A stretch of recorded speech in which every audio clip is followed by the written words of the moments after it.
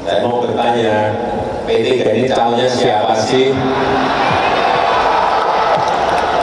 Karena di sini hadir semua loh, ya, hadir semua di sini. Calon-calon presiden dan wakil presiden. Yang saya kenal ada Pak Prabowo.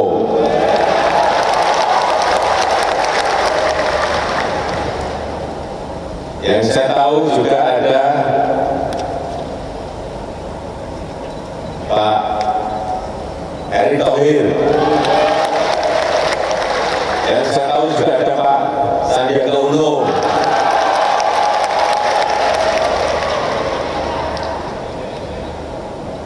Yang saya tahu juga ada Pak Mahfud MD.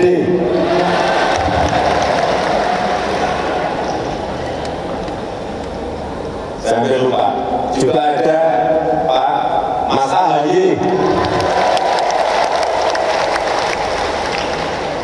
Dan tentu saja juga ada Ketua Umum P3.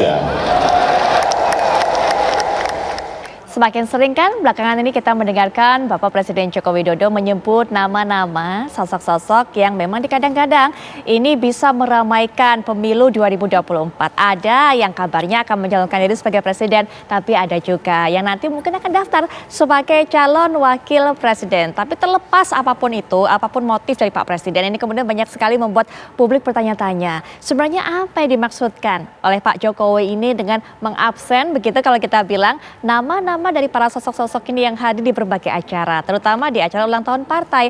Apakah memang ada maksud tertentu atau sebenarnya ada sinyal-sinyal endorsement politik yang diberikan oleh Pak Jokowi? Untuk itu kita akan dengarkan bagaimana pandangan para narasumber. Sudah hadir di samping saya tentunya pengamat politik Mas Khairul Umam. Assalamualaikum warahmatullahi wabarakatuh. Waalaikumsalam, Mbak. Mas Umam. Selamat malam. Baik, dan juga kita akan dengarkan bagaimana pandangan dari pengamat komunikasi politik. Ada Bang Kodari yang juga sudah standby secara daring akan memberikan pandangannya. Bang Kodari, Assalamualaikum warahmatullahi wabarakatuh. Selamat malam.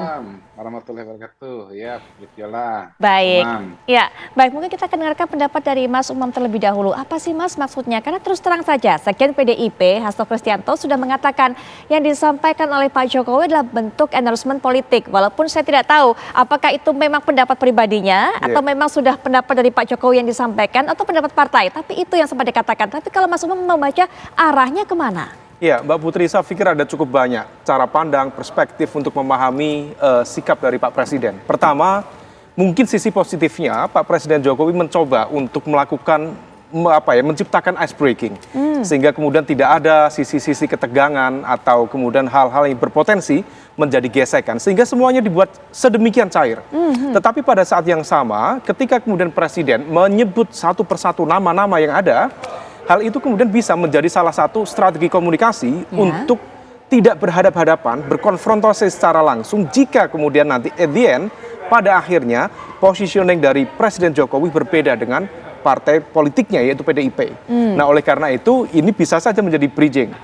Tetapi pada saat yang sama kita juga bisa melihat yang disampaikan oleh Pak Presiden Jokowi ingin menunjukkan bahwa hampir mayoritas yang disebutkan nama-nama besar tadi itu adalah all Jokowi's men.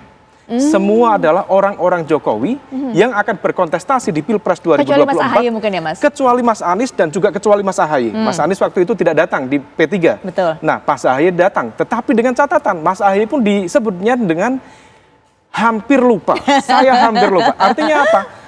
Pak Jokowi, Pak Presiden mencoba memberikan perhatian, concern terhadap lingkaran terdekatnya. Sehingga kemudian dia ingin menunjukkan dia punya power, dia punya pengaruh, dan kemudian siapapun yang berlaga, maka kemudian akan berada di bawah kendali dia. Akan tetap berada di bawah kontrol dia. Nah, tentu tidak ada yang salah secara aturan, secara regulasi, mekanisme. Tetapi di saat yang sama, ketika kemudian ada upaya kemudian pada satu momentum tertentu, misalnya dikhawatirkan ada politisasi instrumen kekuasaan negara, untuk membackup satu kekuatan, kemudian mendowngrade kekuatan yang lain, mungkin ini yang kemudian kita khawatirkan ada konflik of interest di sana. Nah, oleh karena itu, termasuk mungkin bisa jadi saling klaim begitu, klaim bagi dukungan dari Presiden ke saya nih. Iya, per hari ini masing-masing sudah saling klaim. Saya mendapatkan restu Jokowi, yang lain juga mengatakan hal yang sama. Tentu di sini bisa dianggap sebagai apa yang disebut dengan ya mendapatkan apa ya, mungkin bahasanya gendong macan. Pak Jokowi ada di belakang saya. Tetapi pada saat yang sama, tentu kita akan melihat secara detail Ya. seberapa powerful, seberapa mengakar, dan seberapa efektif proses komunikasi dia terhadap masyarakat sehingga kemudian dia terjustifikasi. Dia memiliki judgment, dia memiliki pengaruh dan juga dukungan Baik. dari orang-orang kuat, terutama Presiden Jokowi. Baik, sebelum nanti kita berbincang mengenai Mas Umam tadi sudah singgung, ada efeknya nggak sih sebenarnya dari pernyataan Pak Jokowi, dukungan Pak Jokowi terhadap elektabilitas para calon, tapi mungkin juga Bang Kodari bisa berikan pandangan. Tadi Mas Umam sudah singgung, nggak salah kok secara regulasi, tapi mungkin banyak juga yang berpikir bahwa kok sepertinya tidak bijak ya, kita ini mau konsentrasi, kemudian masih menuju ke pemilu 2024, tapi kemudian Presiden Jokowi sudah mengabsen seperti itu, begitu. Bisa nanti akan ditafsirkan yang salah-salah oleh bukan hanya para calon, tapi juga oleh para pendukung. Bang Kodari. Pertama menurut saya kalau Pak Jokowi mengabsen nama-nama di acara yang beliau hadiri, sebetulnya itu lebih kepada soal tata krama ya, soal kebiasaan dalam menyampaikan pidato. Kan biasa dalam tiap pidato sebelum sampai kepada intinya, kepada poin yang disampaikan, ada salam pembuka, lalu kemudian ya ice breaking lah dengan para hadirin yang ada. Dan tentu saja yang disebut adalah selain tuan rumah adalah para tokoh-tokoh yang hadir. Saya kira mau acara presiden, mau acara bupati, mau acara kepala desa, ketua RT juga pasti begitu tuh. Jadi pasti disebut nama-nama yang hadir. Cuman kan karena ini acaranya presiden, apalagi acara partai, maka otomatis undangan yang hadir itu sebagian diantaranya adalah tokoh-tokoh yang potensial menjadi calon presiden dan wakil presiden.